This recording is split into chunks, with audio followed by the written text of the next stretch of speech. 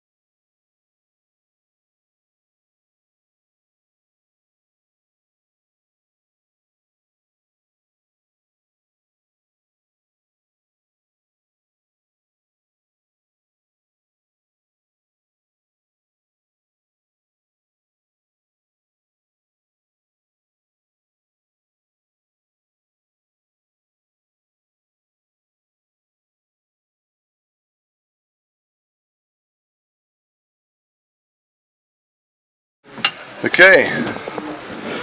Regular meeting of the City Commission for Tuesday, September 10th will come to order. Please silence your cell phone. City Clerk, if you would call the roll, please. Mayor Owen. Here. Vice Mayor Hartman. Here. Commissioner McGurk. Here. Commissioner Sachs. Here. Commissioner Colodi. Here. Thank you. All right. Police Department Chaplain Laura Berg will give the invocation. Please stand for the invocation. Remain standing for the Pledge of Allegiance. Please pray with me. Oh God, we pause for a moment as we gather this evening to share a word of gratitude for the gift of another day. And it's been a beautiful one, though a hot one. We are very grateful for the protection and the guidance and the strength and all that we have that we feel lucky for with regard to this past hurricane. But God, we do remember those who are in the Bahamas who've been so deeply affected with the loss of loved ones, their livelihood and property. And so we ask that in a spirit of community and cooperation and compassion, you cause us to respond in enormous ways to meet those needs. We also want to remember the family of David Brancaccio and ask that you bring peace and comfort and assurance to Pam and the family. Now bless the work that will be done here tonight by our mayor and our city officials and our city commissioners who assume this great responsibility to lead and direct the affairs and business of our beautiful city.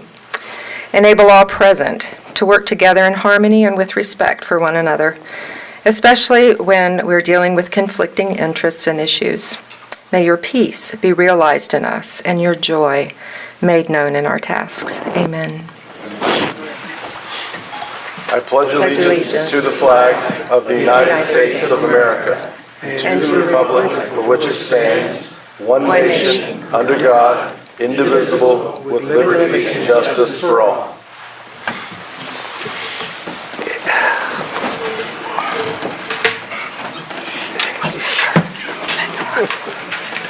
Right in the corner.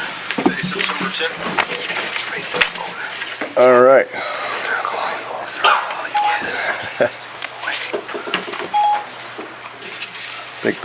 Just turned that up there. Okay, City Manager, changes to the agenda. Yes, sir. We have item 14A, that will move under administrative items, will be 7D. Can you hear me now? Yeah. Yes. Okay. Item 14A, resolution number 4819 will move under administrative items. That will be 7D. Okay.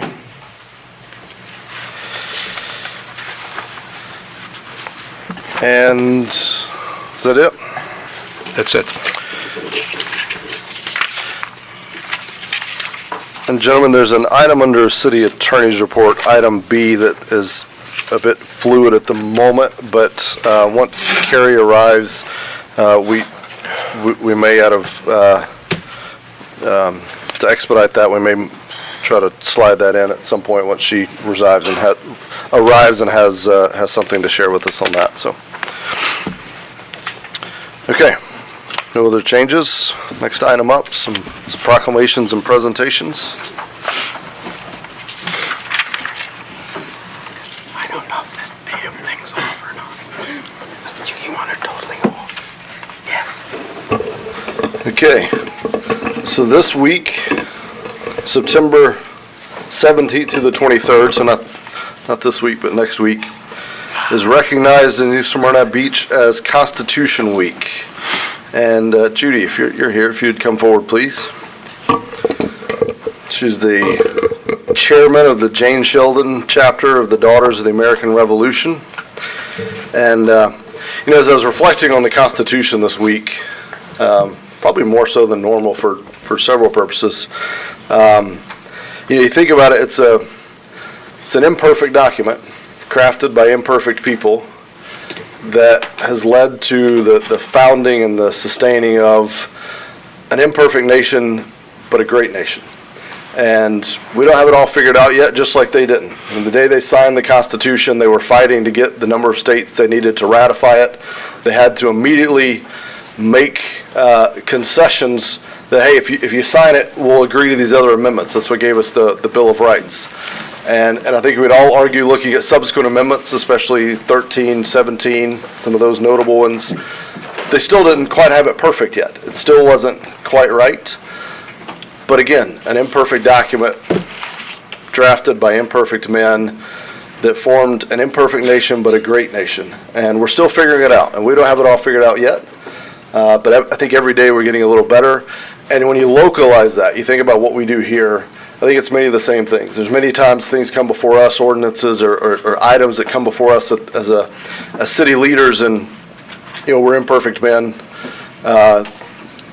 making decisions that we hope are the best, and then immediately maybe saying, hey, what if we tweak this, or maybe we can make this a little better as we get more input. So it's a fascinating document, and such wisdom went into it. So the proclamation reads, whereas Constitution Week commemorates the signing of the American Constitution on September 17th, 1787, and gives us the opportunity to recall the high ideals and devotion to liberty of the men who framed our Constitution, and the men and women who uphold their memory and our values.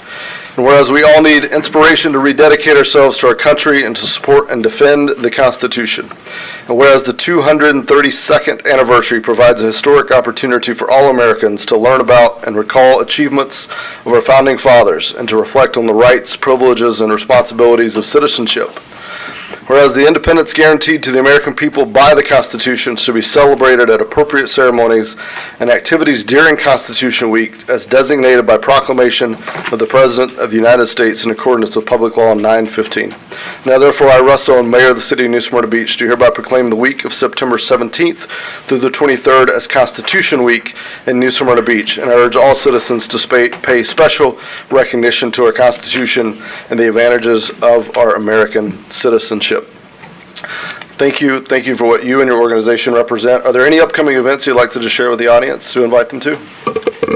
Well, we're going to be contacting all of the schools with reminders of this being Constitution Week, and your proclamation, along with the proclamations from our state government on down to our local government, will be on display in the New Smyrna Beach Library from the 15th until the 30th.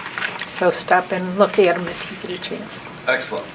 Excellent. All right. Thank you very Thank much. you for all you do. I think we'll slide right over here. We'll have a picture.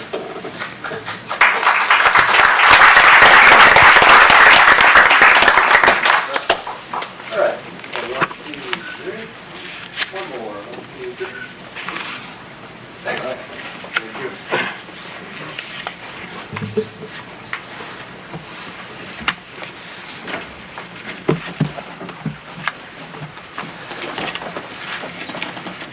Okay, next up, presentation by the Southeast Volusia Manufacturing and Technology Coalition.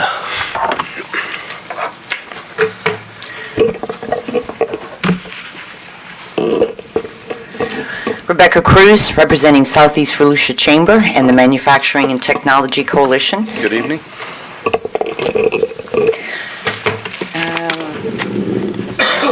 Perfect.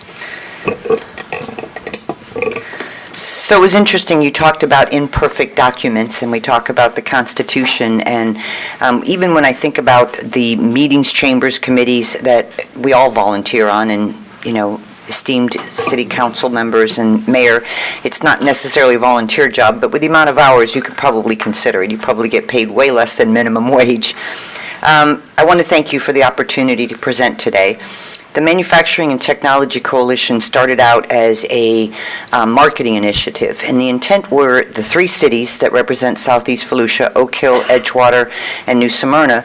We get together and we market ourselves with partners like Team Volusia and the economic advisory boards and the economic development committees of the city, and we look at how we can attract businesses to our cities, have shovel-ready properties. So this initiative started as an idea back in March of 2016. I said all 3 cities.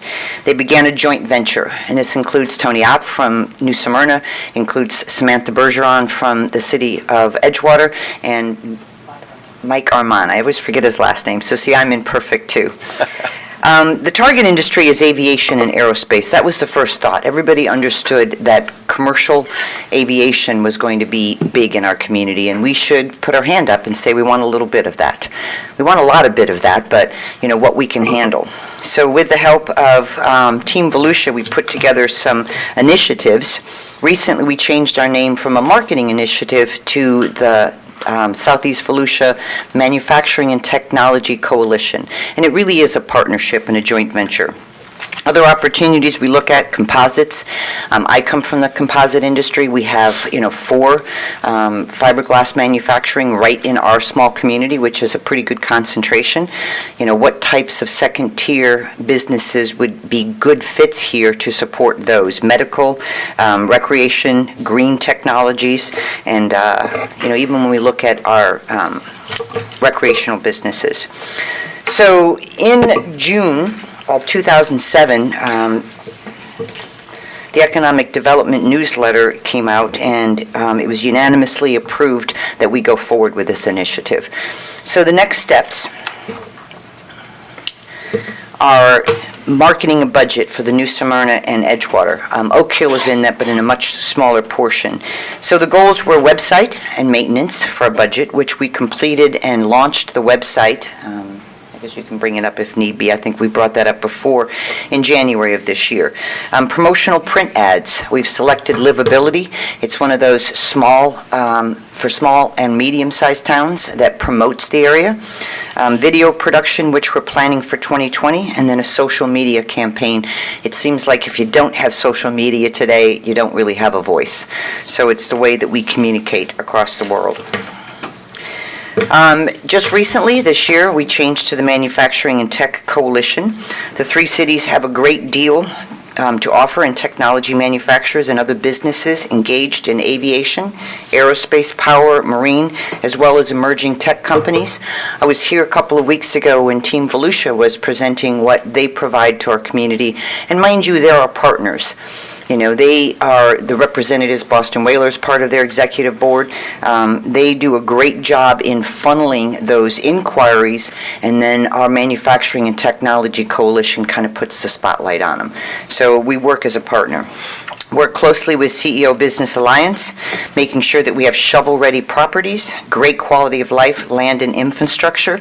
Believe it or not, I was reading a little bit about our community, and this area also includes some of North Brevard, but anchors the Florida's high-tech corridor, and we'd like to make sure that we continue to have that presence out there. Economists branded us as a hotbed of advances in tech-driven products, systems, and research. You'll see at the end of this month, Brunswick Corporation is going to announce a technology center at Boston Whaler. So they've combined all of their boat brands, including the aluminum brands, and we will design, develop, voice a customer, and launch products from our facility right in Edgewater. So it's a pretty exciting time for technology. We launched the website, as I said, January, completed and launched the livability ad in August of this year. That explores small to medium cities. Showcasing the amenities that we have to offer, education, transportation, housing, and the economy. And just a minute on education. If anybody is familiar with the National Association of Manufacturers or Manufacturing Institute, we just launched today a partnership with FAME, which is a Federation of Advanced Manufacturing Education. It'll be a STEM program that'll align with our schools in order to provide students pathways, whether it's a 2-year certification degree, robotics, hydraulics, technology, aerospace, or they can go on to an engineering degree. So it's a pretty exciting time for our community. Livability highlights careers, food scenes, experiences, of which New Smyrna has, the market on that. People love to come to this community and spend their free time. The team with our cities help plan to produce and launch the videos that we're going to use for prospective businesses. That's our next venture, is we'll have 30-second, 1-minute, and 3-minute videos that we'll launch through social media campaigns or on websites and be able to just kind of show pictures worth 1,000 words, right? And then a social media campaign that we have planned after we get the specifics done. We're gaining momentum. think I actually went past all that.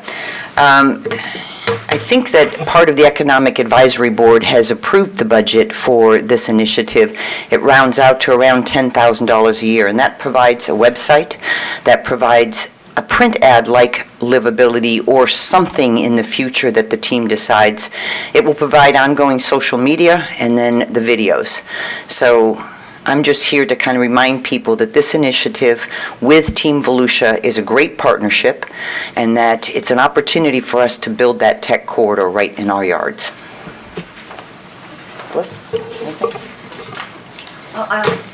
a wonderful presentation, I thank you. It just takes a whole team. Team Volusia, CEO Business Alliance, the Volusia County Economic Development Department, Enterprise Florida. It's all, everybody working together, which creates the synergy and makes us all successful. You know, economic development has lots of tentacles, lots of different aspects to be explored and pursued, and not any one city, any one group can do it all. And that is why we all work together, and the synergy is what propels us forward. And we're just lucky to be in this great area in the research triangle between Orlando, Embry-Riddle, and the Cape. So we're very lucky, and we are very proud of Southeast Volusia, and we thank you for your support in our initiative. Excellent. You know, it's interesting, I sat with Congressman Waltz, and he was saying the exact thing, from Ormond down to North Brevard out to Orlando is definitely a tech triangle, and there's lots of opportunities coming in the future. I don't think we'll recognize how creative and how innovative this area will be in 10 years. Thank you. Excellent. Thank you all. Thanks for being here. Thanks for the presentation. Any comments Well, I or also want to questions? thank Tony because he's here, and he's been a big part of our team, so thanks, Tony. Thank you all. Just a brief Yes, comment, yeah. Mayor. Thank you, Mayor. Help.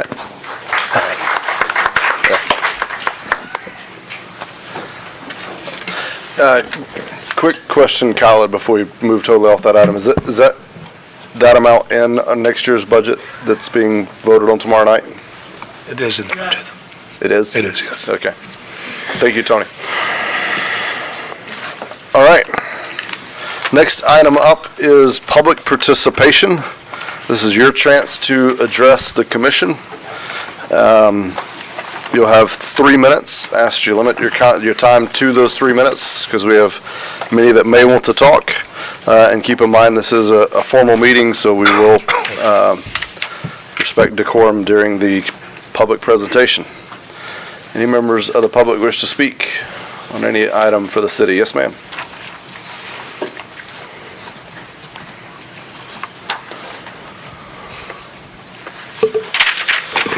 Good evening, everyone. My name is Doreen Gruff-Coyle, and I reside at 1201 South Glencoe Road. However, I am speaking on behalf of William Raines at 701 Wayne Avenue. Mr. Raines was Vice Mayor and City Commissioner and a Deputy Sheriff of Volusia County for 17 years. The work that you were seeing on US 1 and Canal Street was something of his construction that the DOT took his files to work upon when he was seated as Vice Mayor. He asked me to ask you to please check the roads to see if they need resurfacing, that he hopes that we will revisit expansion of the roadways, and that it would be in a more timely fashion than the time that he, 20 years ago, submitted the plan for Canal Street and US 1.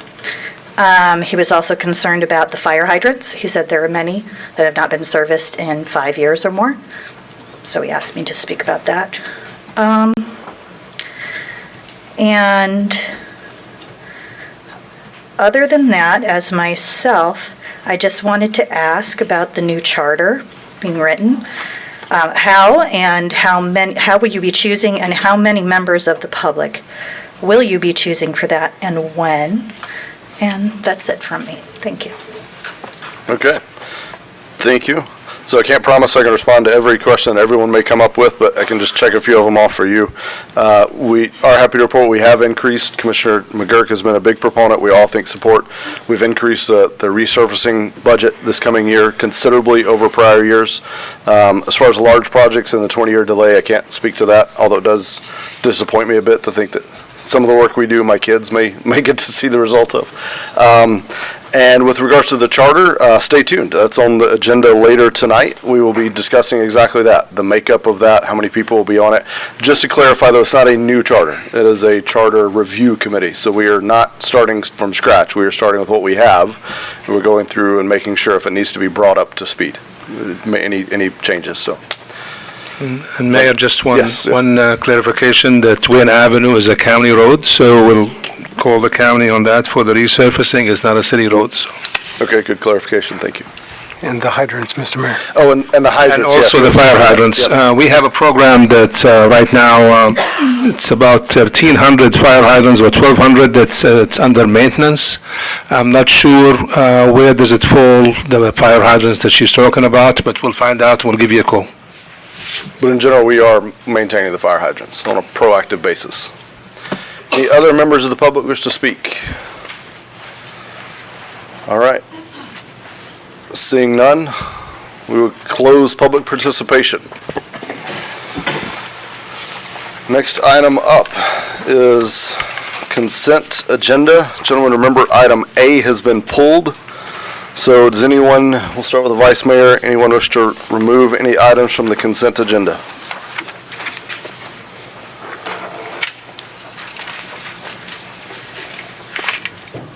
Vice Mayor, anything to pull? No, I wasn't aware that A was pulled, though.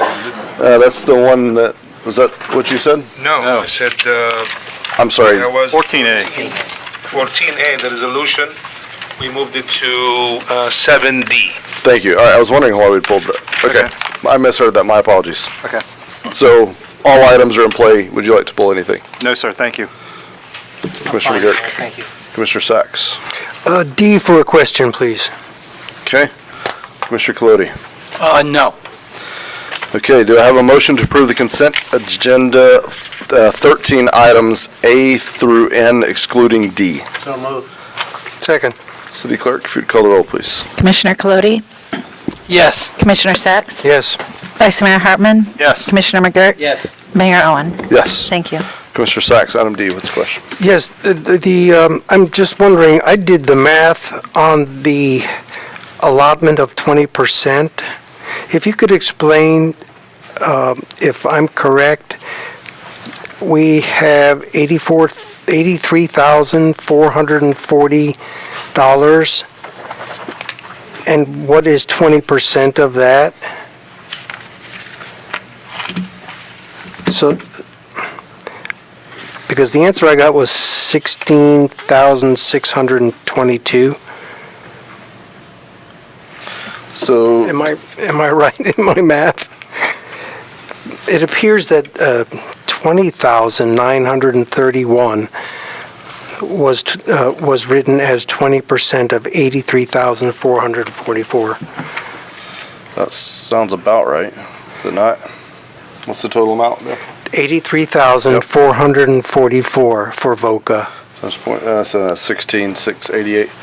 So we can have staff check that math. Would we be comfortable approving it pending the correct amount, which sounds like it may be slightly lower than the amount that was put in the agenda package? Good catch, Commissioner. It's a great program, by the way. Yeah. Okay. Thank So do I have a motion to approve that with staff adjusting the amount to be, if not correct, to be corrected? Motion. Do I have a second? Second. All right, and again, to be clear, there's a motion to approve item D with the Yes. corrected amount. City Clerk? Commissioner Sacks? Yes. Vice Mayor Hartman? Yes. Commissioner McGurk? Yes. Commissioner Colodi, Yes. Mayor Owen. Yes. Thank you. All right. Item 7A. We have a staff report, the approval of the East Central Florida Regional Resilience Collaborative. Yes, Good Brian. evening, Mayor and Commissioners. We do have a presentation tonight from Jennifer Rupert here, representing the East Central Florida Regional Planning Council. Just a quick intro on this. At the last meeting, the Commission approved a resolution to adopt the Regional Resiliency Action Plan, which is a non-regulatory regional action plan for Volusia and Brevard counties to focus on resiliency and sustainability. One of the goals is to work regionally with our partners in the 8-county area that comprises the Regional Planning Council Service Region. One of their recent achievements is to form the East Central Florida Regional Resilience Collaborative. And Jennifer's here to speak about that. And then after that, we're asking the commission to approve entering into a memorandum of understanding that's working its way around to all of the members in the affected area. So with that, I will turn it over to Jennifer. Thank you, Brian. Welcome, Jennifer. Thank you. Thank you kindly. I appreciate that. Where do I point the magic button? Oh, there it There you goes. go. Okay. So as was previously mentioned, I'm Jennifer Rupert with the Regional Planning Council. Thank you very much for the time to speak to you tonight regarding the collaborative. You guys have already approved the Regional Resilience Action Plan that was an 18-month program focused on resilience out in Volusia and Brevard County. The end result of that plan was develop actionable items for communities to take and kind of pick and play as they moved forward. One of the actions that was mentioned was to expand the progress or the momentum that is within that plan to the greater 8-county region as goods and services move across Brevard and Volusia County into the rest of the region. That specifically came from a couple people that were working out at the port. So that's what we've done. The Regional Resilience Action Plan also developed a definition that we're working from of resilience for the rest of the region. So the Regional Planning Council has been around since 1962, as most of you know, has been working over the last 15 years on resilience issues. So they've done vulnerability assessments and health impact assessments and all this kind of type material to move our communities forward in a more resilient way. One of the things that they noted as they've been getting together, there's just tremendous amount of work being done around the region in a given silo. So whether it's New Smyrna Beach or somebody's particular discipline, there's a lot of work being done, but nobody's kind of communicating with one another for greater collective impact. Due to that, they adopted a resolution in September of 2018, basically saying, let's see what this collaborative could look like in our greater region. What can we work on? Let's establish a structure and a framework and move something forward. So immediately we started working in December. We established 2 committees. We have a council subcommittee, which is all of our elected officials in the region. There's a smaller group of them that are working to really approve and drive the process and tell us what they want it to look like. And then we have a subcommittee, or a steering committee, made up of differing disciplines around the region. So that includes economic development, transportation, natural resources, energy, public policy, all of these kinds of things. So to get all of those disciplines in the room from around the region to really think, how does this affect what I do on a day-to-day basis? That being those people all together in our council subcommittee defined the framework as a resilience collaborative focusing on people, places, and prosperity, which mirrors a lot of plans that are already existing within your local communities with regards to sustainability. It mirrors our comprehensive economic development strategy for the region and a number of other plans. That people is really focused on our health and equity, places is our built infrastructure and our natural environment, and the prosperity is our economic resilience. The council subcommittee was adamant about adding, woven throughout each of those pillars in this program is a focus on reducing our risks and vulnerabilities and our carbon footprint and increasing our sustainability goals. With that framework, the steering committee drafted a memorandum of understanding that's before you tonight, really framing that out. What does that look like? It provides a history of our area, perspective of what the region is, how it's made up, and the counties that it's made up of, why the region is important, focusing with those 3 pillars, and all with the intent to increase our collective impact and be more resilient as a region. The MOU requests regional coordination is really what it boils down to. We want to think globally, plan regionally, and you all act locally as you see fit and as you deem appropriate for your particular city. We are going to develop a regional action plan, a resilience action plan, a legislative strategy when it's appropriate. That's not going to happen from day one, but perhaps, on down the line. We're going to have community involvement, and then an annual summit that will keep us on task and keep our electeds that we serve and the Planning Council Board on task as well. To date, we have 17 partners. Volusia County, Orange County, and Brevard County just signed on last week, and the rest are smaller cities, which really tend to be the ones that are doing the innovative work and are out in front on a lot of these issues. I'd say there's about a half a dozen more coming in the coming weeks. We're continuing to move forward. Our Planning Council Board adopted this in May of 2019. We became the 19th in the country to form one of these type of collaboratives. We are the third in the state of Florida, and we are getting a lot of national recognition about the potential of what this effort can bring to our community. So we're developing and starting to work with staff in our local government. So we've developed a survey. We've had some workshops to find out what's already going on, because we don't need to recreate the wheel in any way, shape, or form. Let's build on that momentum and continue the progress moving forward. Some of the survey results, and I don't know if you guys can see some of that, but what we asked, what would you like to see a collaborative? How can we serve you as a local government? Being that we are looking to some of our smaller cities, how can we amplify your voice and amplify the efforts that you're already working towards in a greater way and bringing more voice to the region? So it's that unified voice, it's regional advocacy, citizen participation, greater engagement. That's really about it, the call to action. We're asking all of our local governments. We're 8 counties, 78 cities in this region. We're looking for as many as possible to formalize the partnership. We have a signing ceremony that's going to be coming up in October, where we've invited the governor, and the new state's chief resilience officer is confirmed to attend. So that should be a really exciting event. And then we're going to further define the technical advisory committees and what are appropriate regional initiatives and what are we going to move forward. And that's really going to depend on our partnership makeup and what their interest is to move forward. So that's kind of to be determined as we define who our partners are. And that's all I have for you. That was nice and short and sweet for you. We appreciate that. And Sure. again, thank you for being here and sharing such a great program, so we appreciate it. Commission, any questions for the presenter or staff? If not, do I have a motion to approve the memorandum of understanding? So moved. Any further discussion? Thank you for your support. Appreciate it. Okay, City Clerk, if you'd call the roll, please. Commissioner McGurk? Yes. Commissioner Colodi? Yes. Commissioner Sacks? Yes. Vice Mayor Hartman? Yes. Mayor Owen? Yes. Thank you. Again, thank you for being here. We really appreciate it. And as this unfolds, keep us in mind not only to participate. We've got many members of our community and our commission that are very active in this space.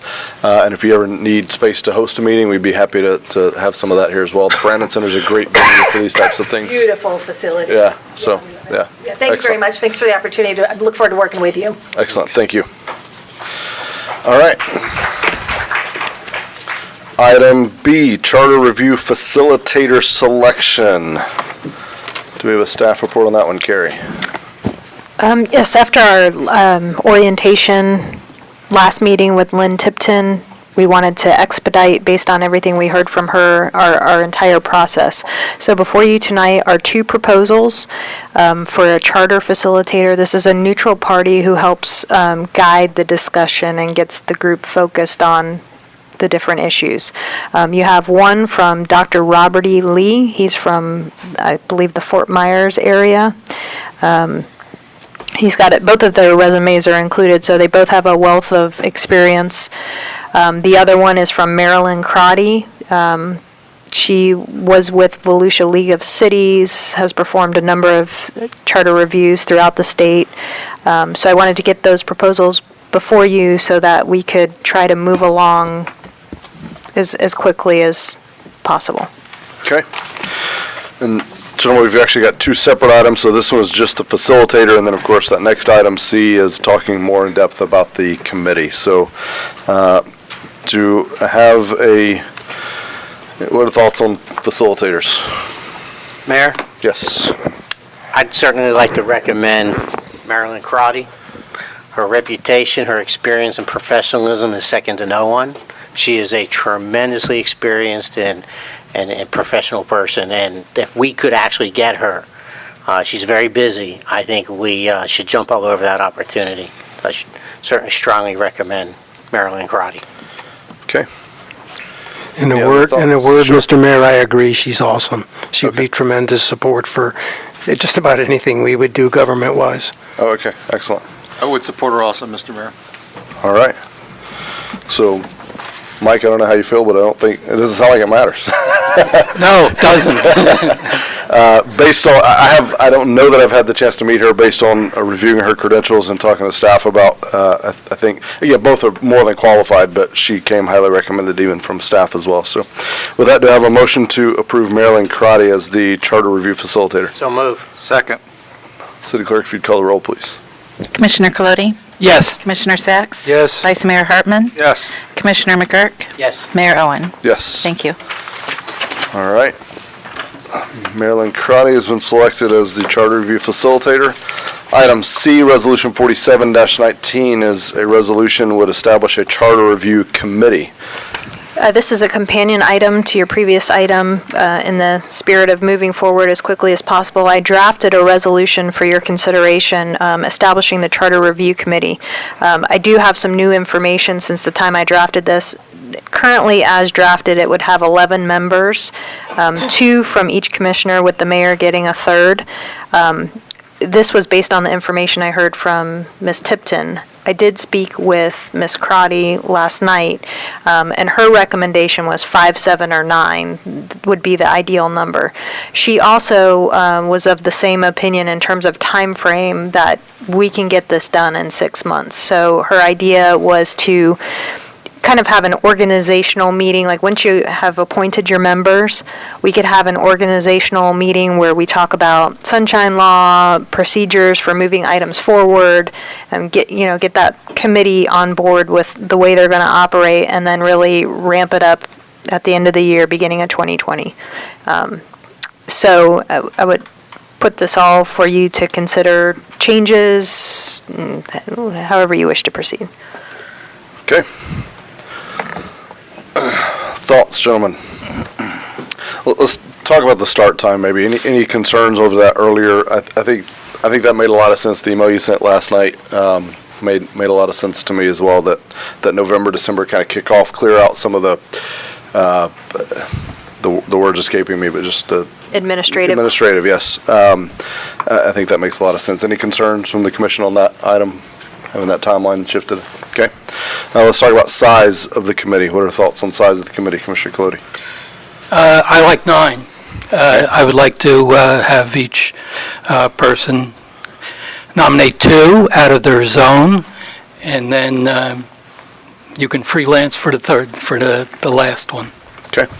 I think in the interest of expediency in scheduling meetings, a smaller number would be better. Okay. Mr. Vice Mayor, 2 from each zone, I get 1. and you get 1. Okay. Yeah. I'm good with that. That's fine. Okay. I could go with 11 either. It doesn't matter to me. So one thought, we'll come down the line, but before we lose that, I immediately, and Carrie can attest to this, my immediate reaction was also kind of a little bit smaller. 11 felt a bit big and cumbersome. However, the one maybe positive to that is at 11, I think you get a quorum pretty easily, and you just kind of say, look, here's when we're meeting, and as long as we have a quorum, the meeting proceeds, versus if you're down to 7, if 2 or 3 people can't make it, which in any given group of 7 is going to be tough if it's not their job and they're committed to it like we are. So that's my only concern. So I've honestly waffled between like a 7 to 11 type thing. So that's just my thoughts. But Yeah, 9 or 11, either way. yeah. All right, Commissioner Sacks, what are your That's same thoughts here, 9 or 11. 9 or 11? I'm hearing. Okay. That way, You can still have a quorum if several people Yeah. can't make it. Commissioner McGurk? I think I prefer 11, and it's not a zone issue. I think 2 members, each commission appoints 2 members from the city. It's not a zone, issue. So I personally don't care where the people are appointed from as long as they reside in the city. Commissioner Hartman? I could go with 9 or 11, but if we're thinking about 11, my suggestion to the city attorney and city manager was maybe we could involve the youth council as your third vote, maybe one of those. It would be an excellent opportunity for the youth of the community to be involved in this process. It would be a great learning experience. I don't know how that would figure in with 9, or if we just wanted to include them as a non-voting member. Yeah, I think we should reach out to their instructor and their family to see if they would be involved in that process. It's a wonderful opportunity for the youth of tomorrow. So that would be my recommendation, 9 or 11, but if we could include the youth council in some form or fashion, I certainly would appreciate it. Okay. I really like that. I think as a non-voting member, probably, it would be my first thought. It's a lot of weight to put on them as a voting member, but I certainly love the idea. City Clerk and I were just talking about the ramping up the youth council efforts for next year, so I really like that idea. Hadn't thought of that. So I heard a lot of consensus around 9 or 11. So I'm good with either of those. Again, my first thought was smaller. Then I went back to 11, so 9 is kind of a happy medium. What does 9 do? Two per, and then I'll take 1. And I actually agree with Commissioner McGurk. It's not necessarily a zone issue. I think we would all probably maybe at least take 1 out of a zone. But I wouldn't want to see that being bound because I'd want to make sure we get the most qualified folks on it.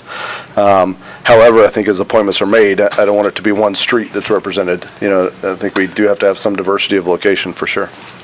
Yeah, I think it's important that we do it by zone. We're elected by zone. Each zone is different in how they look at things. So I think those people should come out of the zone. Yeah. There's nothing in the charter by zone, though, really.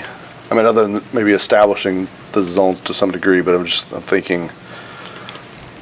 Yeah, I don't know. I'd hate to leave a highly qualified candidate on the sidelines, and be because this is quite a commitment you're asking of volunteers, and frankly, a lot of times when we're looking for people on these boards, we're struggling to get applications. We're not picking through 20 applications. We're picking through 1 or 2 for 1 or 2 appointments. So that's my concern with that. Okay, just let me explain a little bit more then. I've been monitoring all the volunteer applications that we've been receiving throughout the year for all different boards. There's a preponderance of people who happen to be in Zone 1, which is my zone. And I really don't think that the charter review should be weighted one way or the other. I think it should be diversified throughout the town. There's also the other technical problem, being we obviously don't discuss this ahead of time. We may all come up with the same people, and we might end up with a shortage of people. Well, that falls in line. So my concern is, the mayor hit it on the head. This is not an issue of trying to put someone on a board. As Lynn Tipton stressed, some experience and professionalism relating back to this is very important. I would not want to be limited to a zone when I'm trying to reach out and determine who I think the best people are. I understand your concern, and I certainly think that we can take it into consideration as we think about who we're asking, what zone they're in, and certainly not overweight a zone. That's certainly a valid point you're making. But I think more important is making sure we find qualified, the best people to serve on this board as possible. One thought, gentlemen, if I may, if we went with the larger size 11, what if we had 1, and so to the original proposal, 2 per, and maybe 1 of those was zone restricted. That way we I I do think having some representation by zone is good, but that way we have kind of one flex pick, if you will, and then one is zone restricted. I can live with that. Does that I think it's kind of Sure. meet both concerns? Because I agree with you. I don't want, as I said, I don't want one street, determining this, or one zone, so, how does that settle with you? Does that check the box enough, or, Yes, okay? not my preference, but I'll agree. Mr. Mayor, if I may, Yes. by enlarging that number to 11, it would give you a little more leeway on who you might want to nominate, therefore maybe gleaning the best from your zone as well. Would that work? If, Are you you could... saying me, or are you saying in general? I'm saying in Each general. commissioner, yes, This yeah. way, we would go with 11. You'd Yeah. have much more leeway to spread out throughout the city. But yet, thinking back, I look at part of my zone, Zone 2. Beachside is not well represented at this time. Yeah. So it may be important for me to seek out people with voices from the beachside. So a little bit of this and a little bit of that might help. I don't think we should be specific on whether we get to pick from our own zone or not. Might you agree? I think where we were heading is maybe one of those, if each has two, one of those be from a zone. One of those be That's from your fine. zone, and That's then one good. can be kind of at large. That'll work. Okay? Commissioner, Vice Mayor. I'm good with that, whether it be 9 or 11, I think. Okay, I'll make a motion if you're, please. make a motion that the charter has 11 members, 2 appointed by each commissioner, the mayor gets 3, and 1 of the appointments by each commissioner has to be within the zone. I'll second that. For discussion. Sure. And are we going to consider in there that they must be residents? Yeah, they have to reside. You'll amend your motion to that? Certainly. I'll add that they have to reside within the city of New Smyrna Beach, be a resident. Okay, you accept that change? Accepted. Thank you. Good clarification? Do we Yes. need to add in the youth council, or are we just going to do that? We could draft it where they're an ex officio member or, some other non-voting If we have them as a non-voting member. Yeah. Probably I would recommend we put it in the resolution, if we're really going to Yeah. formalize I it. want to put in a motion, because if it doesn't work, then we're going to have to come back and amend the motion. Oh, well, that's a good point. So if they, if there's something, it's a great idea we have, but. Yeah, we haven't even talked to their teacher yet, and holiday schedules and everything else, so. Okay, We can yeah. include them in. I think, so let's, if we're comfortable with this, let's do it this way. Is any concern from the commission on having staff integrate the youth council as a non-voting member, but just certainly kind of a seat at the table for that experience and that exposure? Any concerns? No. Good idea. Okay. So I'm hearing large support, so we'll defer to staff's discretion on how to best kind of do that. And obviously, again, considering holidays and schedules, they may not be able to be at every one, and so that'll relieve the pressure a bit. All right, so we had a motion and a second. That motion was to approve at 11. That was 2 per member, 3 for the mayor. One of those is at large, one is by zone, and they all had to be city residents. City Clerk, if you'd call the roll, please, on that motion. Commissioner Sacks? Yes. Vice Mayor Hartman? Yes. Commissioner McGurk? Yes. Commissioner Colodi? Yes. Mayor Owen? Yes. Thank you. Okay. And we didn't put the timing in that motion, but I think we're okay with that, right? What's your time frame? When would you be ready to start making appointments, so we'll know what agenda to schedule? Next meeting's fine by me. I won't be ready by next meeting. When is our next meeting? 9/24 is your regularly scheduled one. The one after Yeah. that is Can we do the October meeting? October 8th. That's fine with me. Yeah, I mean, that still gives us time to get it formed by November, so. Everybody okay with October 8th? Sure. Okay. All right. If you've ever wanted to review a charter, call me. Or me. But me first. Okay. Resolution 47-19 is approved as motions. Item 7D, so this was the item 14 B, I think it was, that we pulled up. Yeah, item 14B that we pulled up to item 7D. City Attorney, I believe, has a report. She's been working on this all day, right up into including 6:45 p.m., I think, so. Take one of these and pass it around and go ahead. I thought we moved Resolution 4819 to 7D. Oh, you're right.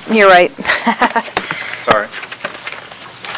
So the first item that was under the city attorney's report was a resolution 4819. And this is following up on a discussion you all had at your last meeting. This would authorize a one-time call-in for the mayor on September 11th for that budget meeting. This resolution is intended to make it very clear it's an extraordinary circumstance, one time, this special situation. So that item is before you for consideration. Okay, gentlemen, thoughts on item 14A? This will just be for that one meeting, one special exception. Commissioner Clody. Logistics, how are you going to do it? Will it be visual? It will not be visual, so I've talked to city clerk and IT, and we don't have the time and infrastructure, and it's just not worth it, frankly, for this one-off. So it's just going to be just like if you've sat in any of the UC meetings, it'll be very similar to that. I'll be on a call with the city. Actually, it'll probably be even a little lower tech than that, but I'll be on the call with her. I'll be able to hear what's happening. The chair of the meeting, as is done at that meeting and many others, the chair will be the vice mayor as the presiding officer, and I will just become basically another member of the council and chime in for votes. And it will be very apparent on our public transmission what's going on? Yeah, I think the presiding officer can make it clear for sure. And I don't think there's been any confusion in the UC meetings when they do this quite frequently. Right, I've been there. Other thoughts, concerns? If not, do I have a motion on item 14A? Move to approve. Second. City clerk, if you'd call the roll, please. Vice Mayor Hartman, Yes. Commissioner McGurk? Yes. Commissioner Clody? Yes. Commissioner Sacks? No, Mayor on. Yes. All right. Now item 14B. Back in June 2019, you had a historic tree removal permit request for the reserve at Lake Waterford. This item had been heard by the previous commission in September of 2018. The request had changed from September 2018 to the June 11th meeting. On the motion to approve failed on a 2-3 vote. The property owner subsequently filed a petition for relief pursuant to Florida Statute 7051, known as the Florida Land Use and Environmental Dispute Resolution Act. This Dispute Resolution Act, it anticipates a mediation/arbitration. It's non-binding, but so we spent all day today with the mediator, Miranda Fitzgerald from Lowndes. She flew in for this. The acting city manager, Brian Fields, and myself sat in for the city, and I believe that, I see the applicant, KWD 43 back there, a couple attorneys, the property owner, technical staff, experts back there. We were able to come to a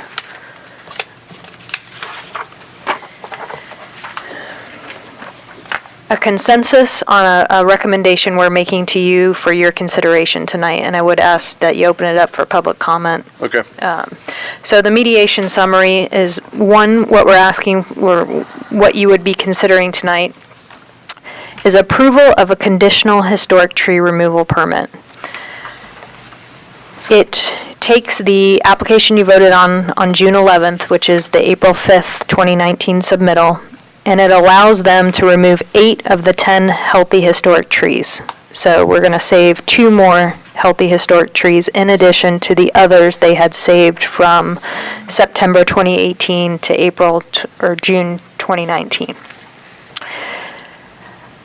They will go back, re-engineer the compensation storage pond in order to save 2 more trees. That's going to be at their expense. And we would provide a letter of support. They're going to have to resubmit to St. John's and possibly FEMA. We would submit a letter of support for their application.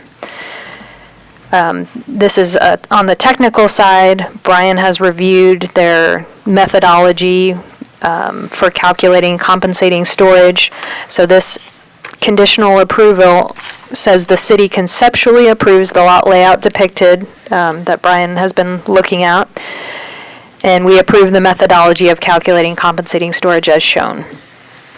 The city agrees not to reject any modified engineering site plan that's in substantial conformance with the conceptual plan we were working with today, and these are attached as exhibits to this.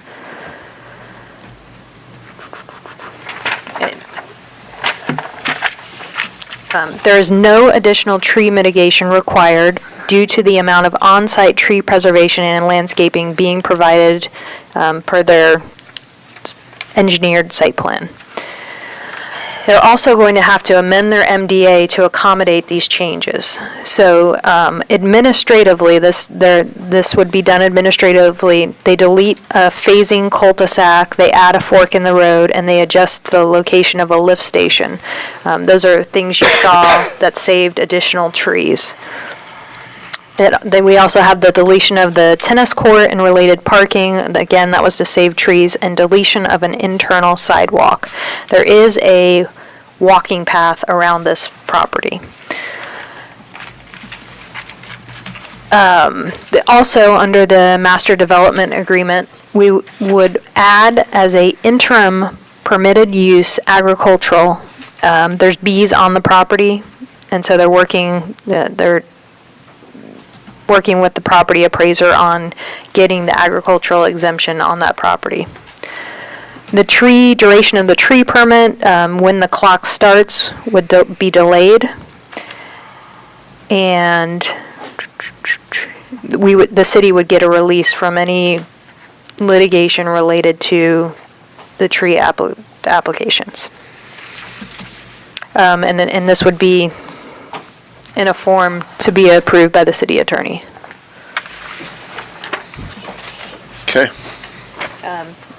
Any comments from Brian or? Go ahead. Just for the record, to clarify, on the historic tree removals, we recommend that includes the dead and dying trees that were previously agreed upon. Correct. There's 4 dead, dying, and diseased trees. Obviously, those would be approved. Yeah. Okay. All right. I just want to, we spent almost from 9 o'clock until probably about 6:15. I think we started off on a different directions with the team, but I think at the end, I think this is it's not a happy situation for both sides, but I think it's a win-win for the city and the applicant. Okay. All right, we'll open this up as a public hearing. Any member of the public wish to speak on this item? Seeing none, we'll close the public hearing. Do you need to let the applicant speak if they choose? If they want If you to. wanted to speak, sure.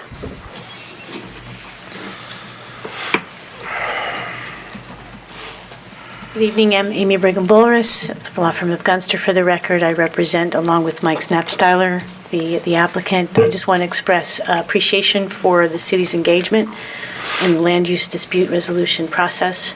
Regardless of how you vote, I was really impressed with your staff and their level of attention to the effort. I just want to express our appreciation for that. Oh, thank you. It doesn't surprise me, but it's good to hear.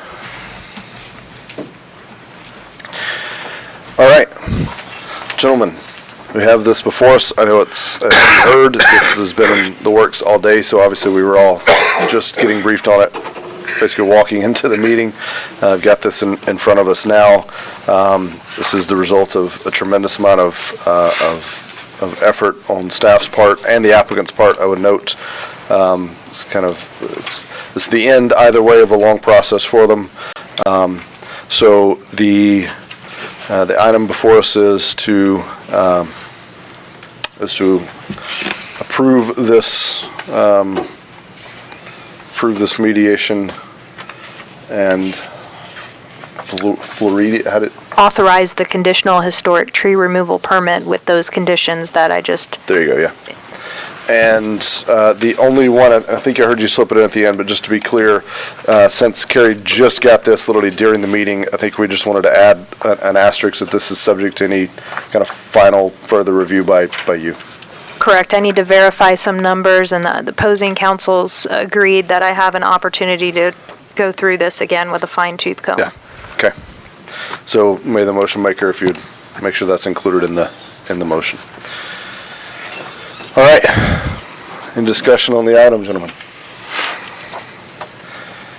If not, yes. Mr. Mayor, do we want to let them get away with not having to build a sidewalk? I think that's what they're asking for, no sidewalk.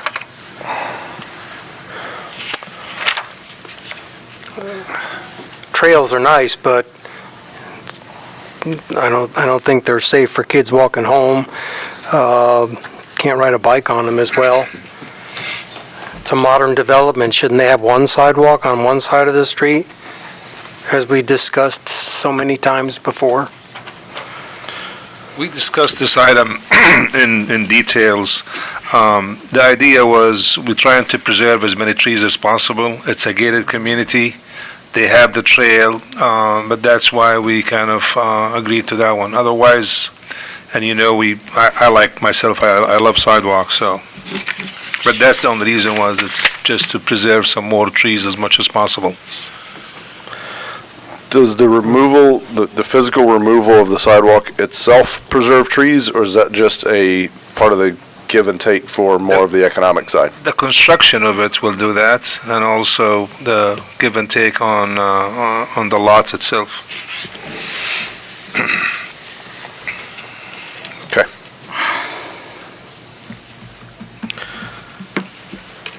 Any other questions or comments of staff?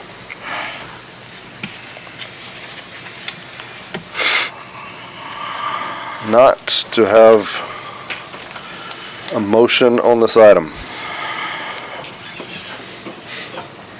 Motion to approve the agreement with the stipulation that the city attorney has a final chance to review all the technical data. Second.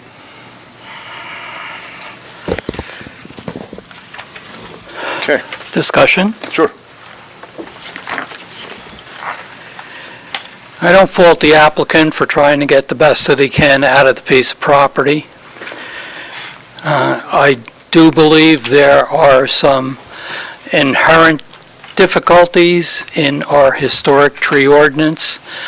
The main one being that an applicant is allowed to go completely through the process and then have a issue appear at the end that should have been addressed during the site plan process. If that had been in place, we might be able to avoid this whole situation. I don't like taking out the trees. However, the recommendation is to avoid further litigation and possibly extend this whole process on infinitely. So I think we should resolve it now, one way or the other. Mayor, I'd just like to add, I want to thank the developer and his staff for all the work that they put into this. You know, one of the things that gets missed on this is this started with a previous commission and came into this commission. And between the changing of the commissions, you know, we were working towards an agreement, and then it got sidetracked with the new commission. And I got to tell you, I have not had a developer who worked with us more and put up less of a fight and let us get as much as we wanted from this project. So I certainly am going to support the developer tonight as I did last time, and I certainly hope the commission will also follow with that due to the significance of the potential litigation and the exposure we have on this case, which is not insignificant. Thank you, Mayor. Thank you. Vice Mayor. I want to also thank everybody that was involved. We've been through this for a long time. I think this is a final resolve that will, it's like the city manager said, it's not a win-win for everybody, but it's a doable situation. So I thank everybody for their involvement in that. It's a tough thing to deal with, but as a project in whole, I think the larger lot size, the less density, I think is a better deal than what could have been at some point in time. So I certainly appreciate that. In regards to Commissioner Sachs's comments about sidewalks, my community doesn't have them. I was going to ask you. And we have 15 or 20 people walking every day. It's a community thing, so I think that would be a community issue for them to police. And whereas I don't necessarily like losing them, I certainly can live with that. So thank you. Okay. Commissioner Sachs, any last comments on this before we vote? No, I can only say this is a better project than when it started. Commissioner McGurk is correct. People worked long and hard on it, but the folks who are building the project are paid to work long and hard on it, so good luck. I'm glad it turned out a little better than it would have. The trees did lose. It was a win-lose, so to speak. That's all I have to say. Okay. And I'll echo the other comments. I definitely appreciate our staff put in a lot of time and effort. Of course, the other side did as well, but we appreciate all parties involved and the professionalism throughout, even through some difficult times. I know our staff, Brian specifically, have taken some takeaways from this as far as how we can change and improve moving forward. I do believe, as I said at the first time I had a chance to opine on this formally, I think this project is much closer to what we want to look like and grow up like in New Smyrna Beach than many others that have come before us that I've been forced to vote in the affirmative for other reasons. So I was very close to, I wanted to support it last time, but again, had some other mitigating things. So I am going to support it. I do hate that we can't work around all of the natural environmental elements that are around us, trees and wetlands and all those things included. But I know we as a staff are working hard to raise the bar to the place where we can and do that in the right way. And there is a right way to do that. There is a balance point that we can reach that will respect private property owner rights, but will also respect the rights of future generations to have a nice place to live, work, and play that has respected the natural environment around it. So thank you all to all involved. All right, we had a motion and a second. City Clerk, if you'd call the roll, please. Commissioner Sachs. Oh, by the way, thank you, Brian and Amy. Yeah. Yes. Just to affirm, you voted yes? Yes. Okay. Okay. Commissioner Colodi. Yes. Vice Mayor Hartman. Yes. Commissioner McGurk. Yes. Mayor Owen. Yes. All right. Thank you. So that was item 14A and B. So now we are back to item 8A.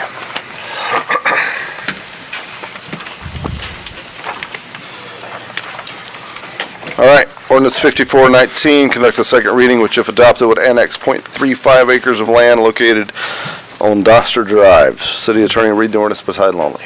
For expediency, is it all right if I read yes. 54, 55, 56, and we take three separate? Totally motions? okay with that, yes.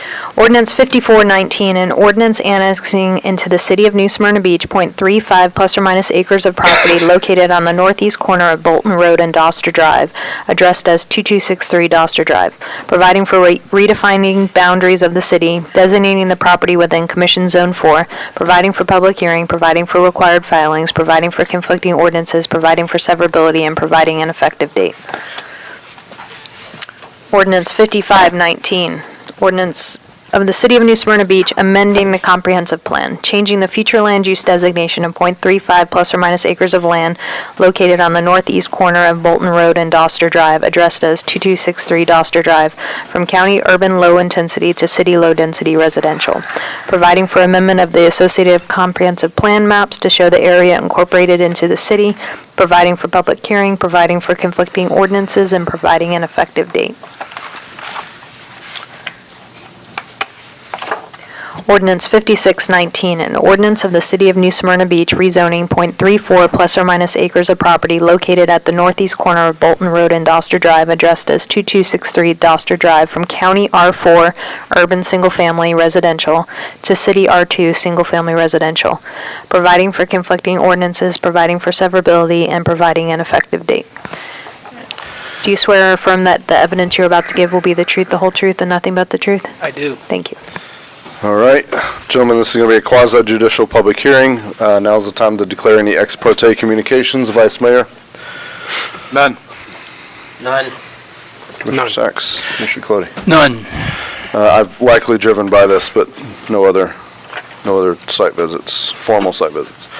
All right, Mr. Fields, if you would state your full legal name, your education, and professional background, please. Brian Scott Fields, education, Bachelor's of Science in Civil Engineering from the University of Maryland, Master's of Business Administration from the University of Florida. Professional background, my position here is a Director of Development Services and Coastal Environmental Resiliency. I'm a registered professional engineer in the state of Florida with 24 years of experience in land development, engineering, planning, permitting, and related services. It impresses me every time.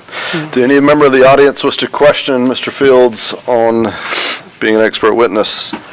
If not, any objection to qualifying him as an expert witness in the area of land development? He's determined to be an expert and give opinion testimony. Are you familiar with this application? Yes. Is it consistent with the comp plan, and what is your recommendation? Yes, and staff recommends approval. I would consider this a routine annexation. Just to cover all three items, it's a .35 acre parcel at 2263 Doster Drive. The established commission policy is that when properties are annexed into the city assigns a future land use and zoning designation that is as similar as possible to the existing county designation. In this case, the county future land use is urban low intensity. The existing county zoning is R4 urban single family residential. Corresponding proposed city future land use designation is low density residential with the proposed city zoning of R2 single family residential. Planning and Zoning Board on August 5th recommended approval by a 6-0 vote. Staff is here. We recommend approval as well. Okay. Does any member of the commission wish to question Mr. Fields? Not from any members of the public. Any members of the public wish to speak on this item? Seeing none, we'll close the public hearing. All right. We'll now consider the rezoning. So, gentlemen, we have three ordinances. So if we can start with ordinance 54-19. Is there a motion to adopt ordinance 54-19? So moved. Second. City Clerk, if you'd call the roll, please. Vice Mayor Hartman? Yes. Commissioner McGurk? Yes. Commissioner Clody? Yes. Commissioner Sacks? Yes. Mayor Owen? Yes. Thank you. Motion to adopt ordinance 55-19 is read. So moved. Second. City Clerk? Commissioner McGurk? Yes. Commissioner Clody? Yes. Commissioner Sacks? Yes. Vice Mayor Hartman? Yes. Mayor Owen? Yes. Thank you. And lastly, ordinance 56-19. Is there a motion to adopt as read? So moved. Second. City Clerk? Commissioner Sacks? Yes. Vice Mayor Hartman? Yes. Commissioner McGurk? Yes. Commissioner Clody? Yes. Mayor Owen? Yes. Thank you. All right, ordinances 54, 5, and 6 are adopted. Welcome to the city, those on Doster Drive, and your lower taxes. Talked to a lot of people at the sandbag pile about annexing into the city. It's a great spot to meet people that aren't city residents, especially before we change that policy. Yeah. That was some real tough conversations. All right, item D, Brian. Sorry, it's carried. Ordinance 5719, an ordinance annexing into the City of New Smyrna Beach .34 plus or minus acres of property located on the south side of Davis Drive between Bolton Road and Corbin Park Road, addressed as 2270 Davis Drive. Providing for redefining boundaries of the city, designating the property within Commission Zone 4, providing for public hearing, providing for required filings, providing for conflicting ordinances, providing for severability, and providing an effective date. Go ahead and do 58 and 9. An ordinance 5819, an ordinance of the City of New Smyrna Beach amending the comprehensive plan, changing the future land use designation of .34 plus or minus acres of land located on the south side of Davis Drive between Bolton Road and Corbin Park Road, addressed as 2270 Davis Drive, from county urban low intensity to city low density residential, providing for amendment of the associated comprehensive plan maps to show the area incorporated into the city, providing for public hearing, providing for conflicting ordinances, and providing an effective date.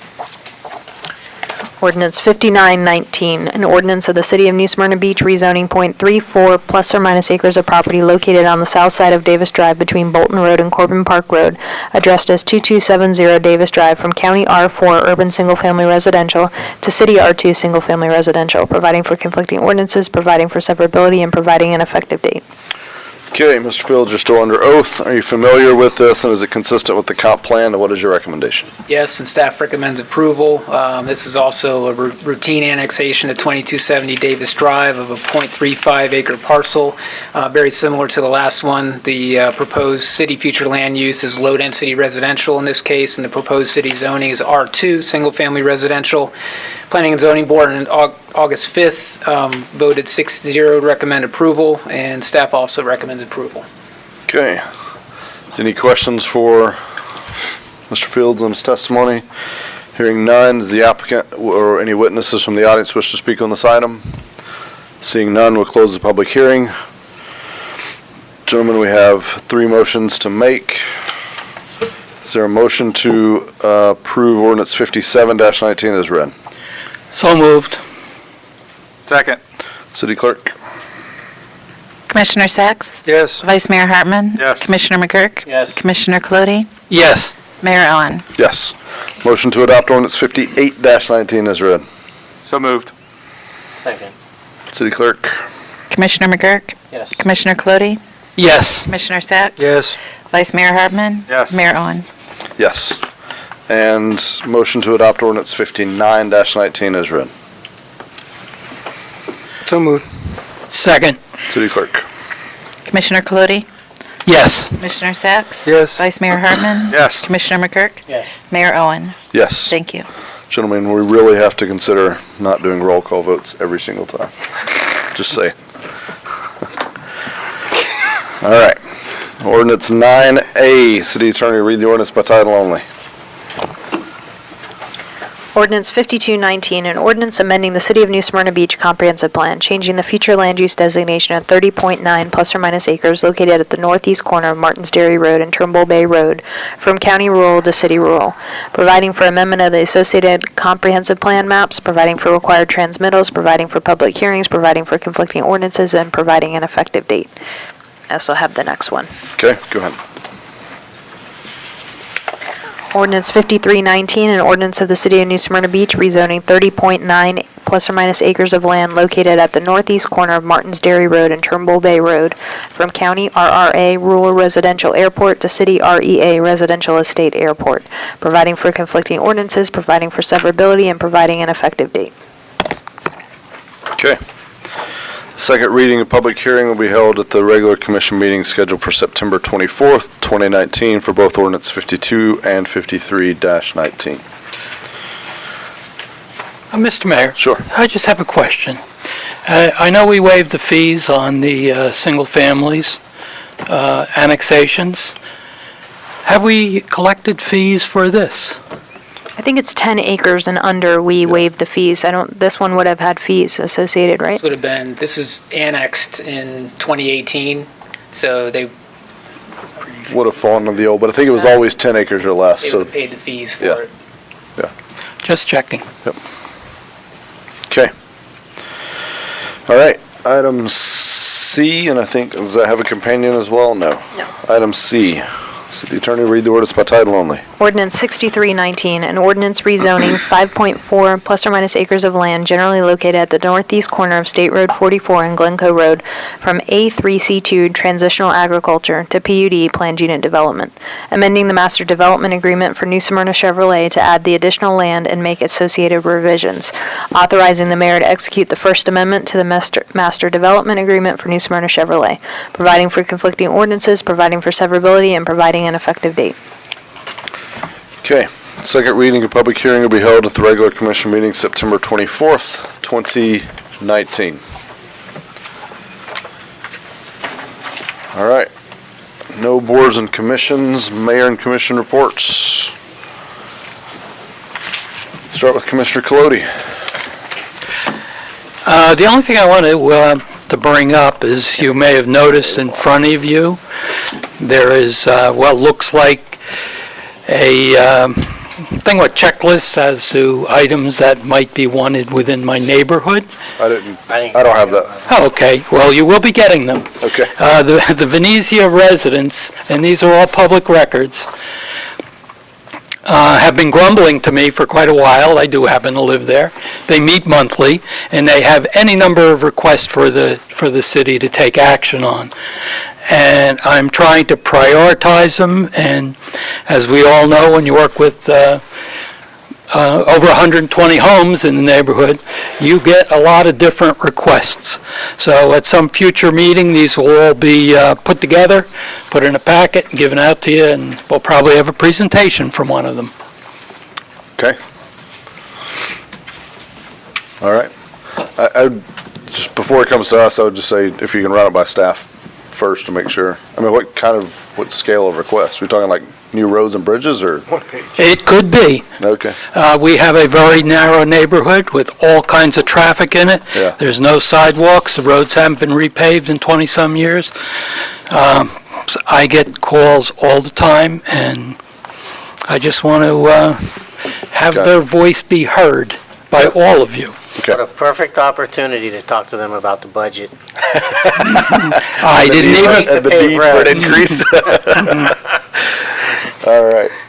Anything else, Commissioner Colodi? No, that's it. Thank you. I look forward to receiving that, but again, if you would please, I can tell you my first question is going to be of staff and what the feasibility and all those things would be, so make sure to bounce it off of them first, please.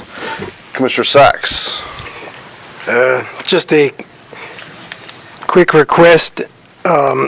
During our recent near hurricane, I was kind of incommunicado with staff, and we didn't quite know when the bridge was lowered, when it was raised, what speeds were allowed. So if we could have very succinct communication during those hard times. I want to thank our city staff for all their hard work. They know the drill. They've done it before. We're Floridians. Good, solid. I'm very proud of our city, and I know that they could take us through anything, hell or high water.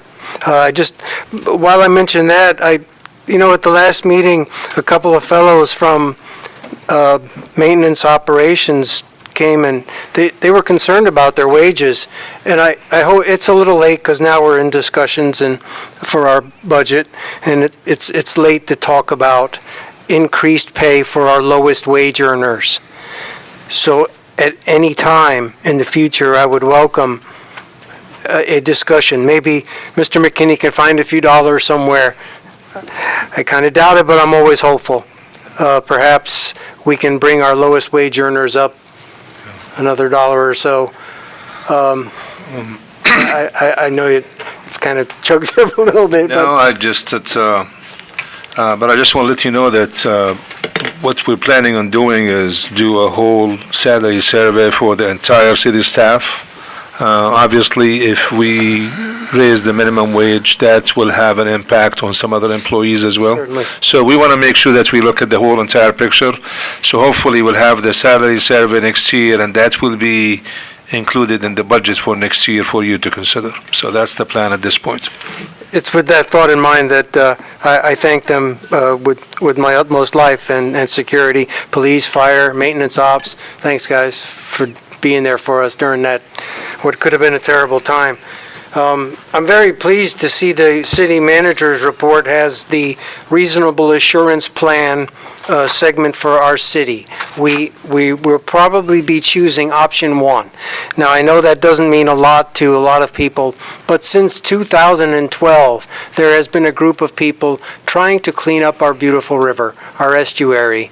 And as everybody seems to agree, that it's got a little bit of an algae problem, a little bit of a water quality problem. That's why we tried to conserve, and hopefully we'll conserve $9.5 million worth of land. That's a good start. But there are other initiatives that we need to take. The reasonable assurance plan is one. And from what I understand, it will remove 1,400 pounds of nutrients from the river. It doesn't sound like much, but it actually is. And we're decreasing that nutrient load. In this reasonable assurance plan with Edgewater and Oak Hill, we're doing our part. And so is the county, I understand. So these little engineering projects that you may see or notice, we're trying to do our part. It's an unseen kind of workload that we're taking upon ourselves. It may cost anywhere up to $1 million, but it will be worth it someday. We can have a renewed fishery and grass growing again, and I'm very hopeful. But thanks for listening. Appreciate it. Thanks to staff for working that out. Kyle, please tell Kyle. All right. Thank you. Thanks, Jake. Commissioner McGurk. Thank you, Mayor. What can I say other than what an amazing job by staff for this hurricane prep? I saw a city that came together, a staff that worked incredibly long, incredibly hard hours out there in the hot sun, filling sandbags, having them available. Most important in my mind was we made decisions on the fly as the circumstances presented themselves. We made the right decisions. The upside is we're getting pretty good at this. The bad news is we keep getting threatened by hurricanes. We dodged the bullet. It's fantastic. And I also want to reach out and commend the Utilities Commission. They do an amazing job now updating their Facebook page, everything they're doing. This is the second time they've done this. They did this the previous storm too. But to have someone staffed at the EOC was huge. I remember when I first came on, I took a tour of the EOC, where they pointed where everybody sat, what everyone's role was, and they said, and that's for the Utilities Commission, but they've never shown up. So all I can say is we have made tremendous positive strides in this community. We're all working together to make everything the best we can, and that's just been a fantastic collaborative effort by the staff. You guys working together with your own staffs, working with the UC. I see a city that comes together and works together. And for that, I am deeply appreciative. We recently had the League of Cities. I was at the League board meeting today. We discussed the breakfast. So the breakfast has always gone on. It's quite early. It's at 7:30 in the morning. We were discussing whether or not if the breakfast would continue, or whether or not we should get like a special room sometime in the evening where we can all meet and talk and get together. So I'm certainly interested in hearing your guys' thoughts on that, either now or some other time in the future. It was the breakfast is really to be able to network, get to know your elected officials in the Tri-County and the Tri-State area, and learn off each other and get ideas. And if the breakfast is not the environment that is creating that, certainly open for ideas and suggestions, and one of those is maybe getting in the evening some kind of room where there's like a cocktail reception, and you can go in there and talk and get to know people. That's the annual breakfast? Meeting. Okay, Yeah, the annual breakfast that we have at 7:30 in the morning that Saturday. Yeah. So it's after a couple days of a convention, it can be tough to make that breakfast. The other thing I wanted to share was at the TPO board meeting today, we approved a $65,000 study. Now that in itself isn't a big deal, but really the issue was dealing with the future technologies. So one of the things, and I found this interesting because we have so many demands for our roads and our existing infrastructure. and yet we're trying to balance how much money we spend projecting for and doing studies for what the future is going to look like with regards to technology. You know, how many cars are going to be self-driving, so on and so forth. How do we look at, and the point of it is the TPO commissions a study to give to the city, so when we talk about future developments, how do those future developments look? What are the requirements in terms of the roads and the accessibility, the walkability, and the automotive ability in these communities? So I had an interesting dialogue with my colleagues on, is this money well spent because technology changes so quickly? And the answer was yes and no. It's fascinating that the technology we know is coming, we know it's changing, and we're having to plan for the future, and that's actually very difficult. So just wanted to share that with you, and again, I want to commend staff. What a great job you guys did, and I saw people working incredibly hard and getting information out. And we have 3 pages, the police, the fire, and the city, and I think they all did a very good job at getting information out there. Thank you all, appreciate it. Vice Mayor. So I certainly also want to express my appreciation for all that staff has done through this last event. It was kind of a dry run, so I think we did very well on it. I also want to commend our leaders who were there, Colin, and I even got emails from Carrie during the storm. So I thank all of those who also were there doing their part, and I appreciate the time that they spent. I really did like your comments on whether it was Facebook or whatever about how staff had come together. So I appreciate that from you. I think it's important from the leader, from the mayor, to show his appreciation. Along with Commissioner Sachs's concerns about the Indian River Lagoon, we still have a lot of derelict and sunken boats out there. I mean, that would go a long way to help improving the water quality by getting some of those out of there. I heard a story today where a gentleman pulled his boat up on the Riverside Drive, threw an anchor out, and then tried to accost the homeowner. He was carted off, I believe, and the boat's still there. So now we have another abandoned boat out there that it's going to have to be dealt with. So I think maybe as we go into the future, it could be an issue if we have another storm soon or whatever. So we kind of need to look at those kinds of things. And then this morning I attended a swearing-in ceremony at the police department. We have 4 new officers that are going to be out on the street. They vary in range from sizes and heights, and so it was quite impressive. They look like a good group of young people. So I'm hoping that this, as the chief said, maybe we're turning the corner on staffing issues. So I appreciate all that he's done and training officers in that. Just remind them that I drive that red Jeep, okay? Everywhere. Everywhere. So, no, but seriously, it was a good looking group, and I certainly do appreciate that. And I talked to some of the family. They also were impressed with the presentation this morning. And so keep up the good work, and that's all I have. All right. So just a couple of things. I want to go back to something Commissioner McGurk said about the cars and the technology. I feel, it's just a world according to Russ, but I feel like we're at that time.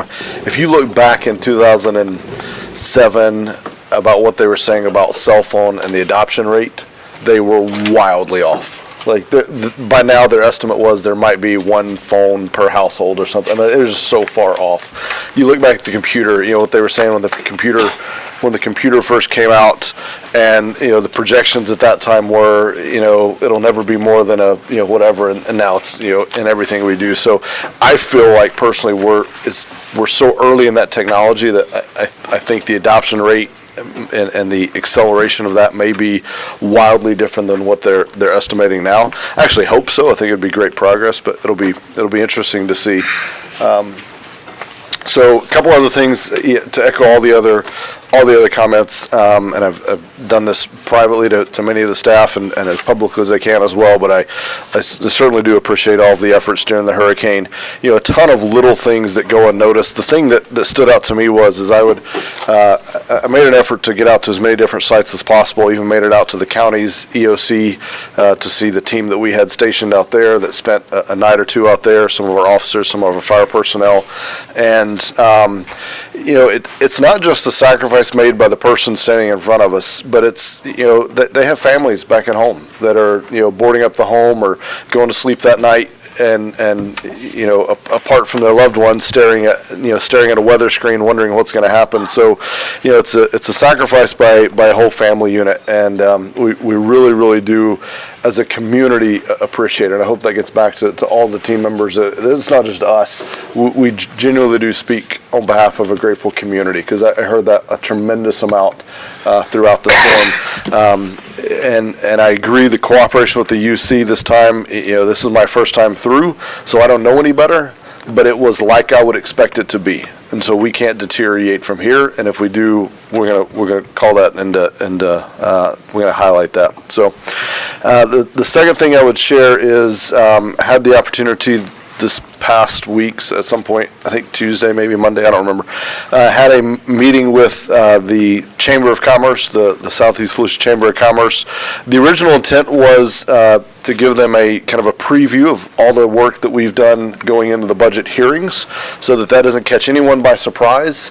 You know, as I said at that meeting, every government is always accused of not being transparent enough. I don't think anyone can accuse us of that with all the different meetings and chances of interaction we've given.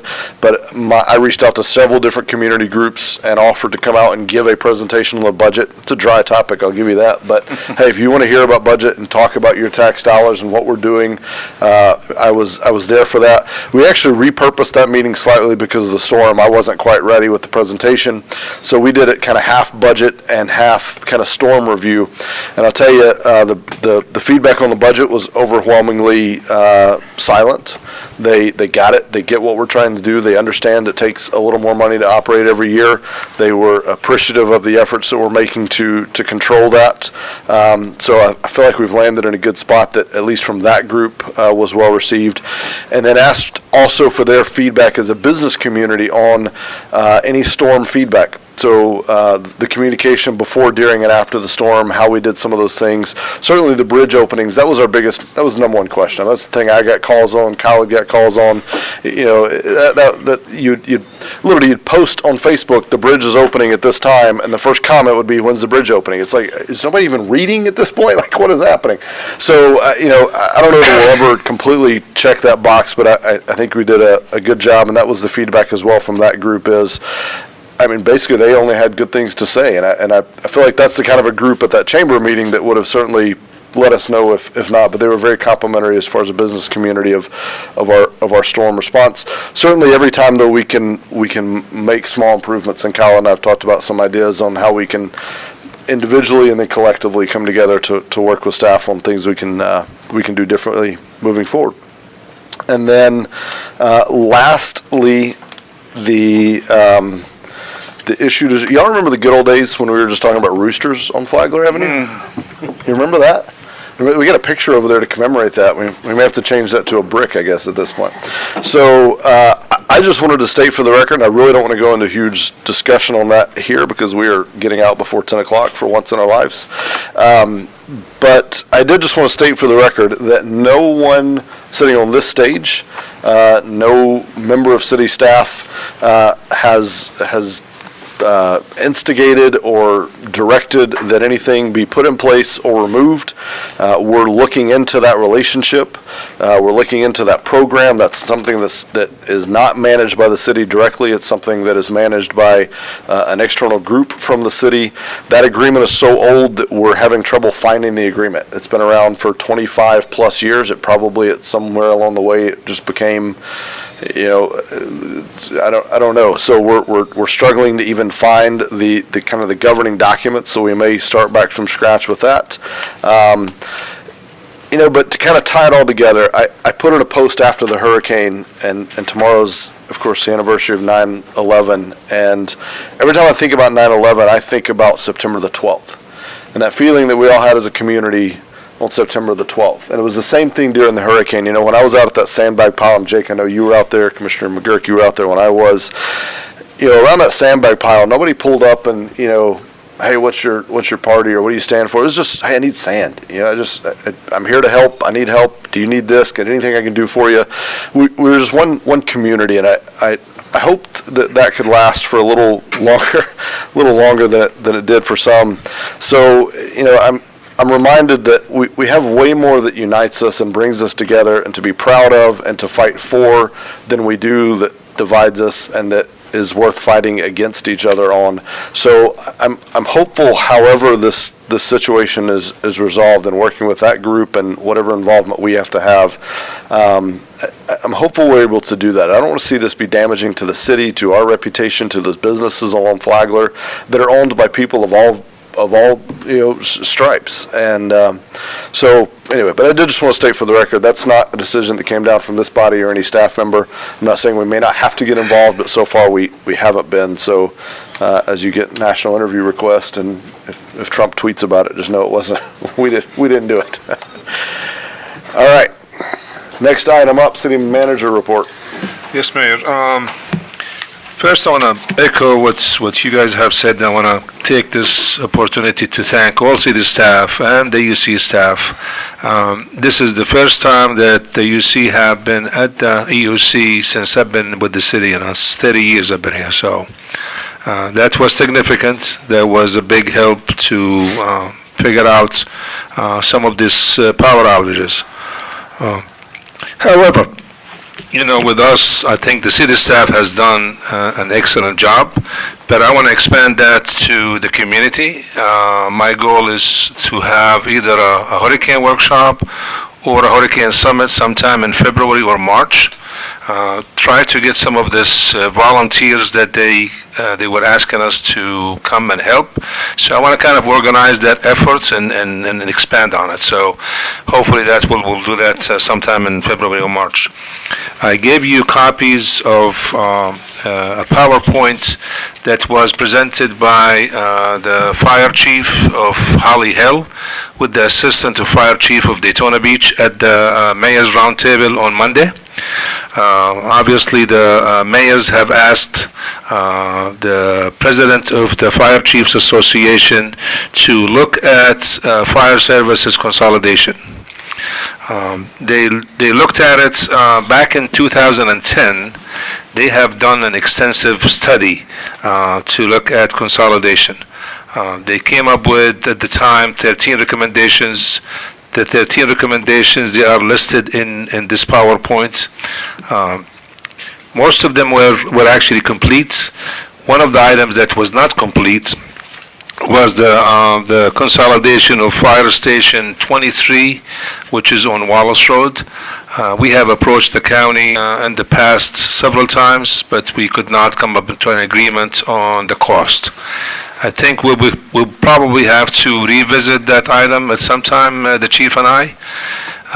But what they're asking, I guess, the chairman of the board for the mayor's roundtable, he's asking for each commission to look at this and see if they want to, investigate any further. It doesn't seem like the Fire Chief Association is recommending any type of further than what they've done, but they're asking if the commission for each city wanted to do any more, to go further in the study. So I gave you this, so hopefully at the next meeting, if you could maybe come back, we'll ask you, what you want, and then the mayor could take that back to the next roundtable. In addition, the mayors have asked the county planning director to look at smart growth. He had compiled quite a few data from all the cities, the 16 cities in Volusia County. He presented the PowerPoint. After he presented, the chairman of the roundtable, he asked to take it back to the managers. We have a group that we meet once a month. He wants to take it back there and have the managers make a recommendation to the mayors at the next or the following meeting. With that, I will be more than happy to answer any questions that you might have. So I know we all just got this, this presentation. I unfortunately was not able to attend that roundtable. I think the one that jumps out that is, we're gonna have a meeting, we can talk about this maybe at our next meeting, correct? Yes, sir. All right, so I'd say maybe either as an agenda item or under city manager's report. I will put it under the city manager's report for discussion. Yeah, and in the meantime, if we have questions on this, talk to you directly, and then we can come back being informed, individually, obviously, talk to you directly. Recommendation 18 is, I think, kind of the headline one that catches everybody's eye, and that's that kind of talk of consolidation, which I think we would. And if you go to, there is one sheet there, probably would be a good thing for you to look at when you review it. Probably the sheet before last, it talks about types of consolidation, whether you do it from the administrative, functional, operational, whether you do a full or contract or merge. And some of these items already our fire department, they are doing as we speak, so. Yeah, okay. And obviously, we'll have Fire Chief here to be able to speak to his thoughts on that. City Clerk, anything to report? Yes, just one friendly request. Since the Charter Review Committee was approved to be established, if you have anybody in mind that you would like to appoint, if you can have them contact our office so that they could fill out a application, since that item will be on the October 8th City Commission meeting. My deadline to submit any items will be on the 24th of September, which leaves 2 weeks from now. So if you could just have them contact me so I can make sure that I include their applications on the agenda for you. Are we doing applications? You have one made up specifically for that? I have to edit the existing one to add the Charter Review Committee, which, that's fine. I can have that by tomorrow and email it to you. Perfect, thank you. You're welcome. Yeah. That reminded me of something I meant to bring up on that one, and I completely forgot that we don't have to discuss tonight. We can bring it back up maybe, but the notion of resign to run, we don't have that in place here. Certainly, I think that would be one particular committee where that may be something we'd want to consider as we form that committee. So I'd ask you to just be thinking about that, concept heading into an election year. I would like to see that item be as non-politicized as possible. So that's just my thoughts. I think I'd rather see that have a resign to run provision in there, but I don't know, we can also maybe just quiz our applicants and make sure they don't plan on running for anything. And that doesn't just apply here. That's at the county level, state level, whatever. So just apply some thoughts to that. Anything else, City Clerk? No, thank you. City Attorney, anything else? No further reports. Carrie looks beat. It's beat. been a day for Done. Carrie. All right. With that, this meeting is adjourned.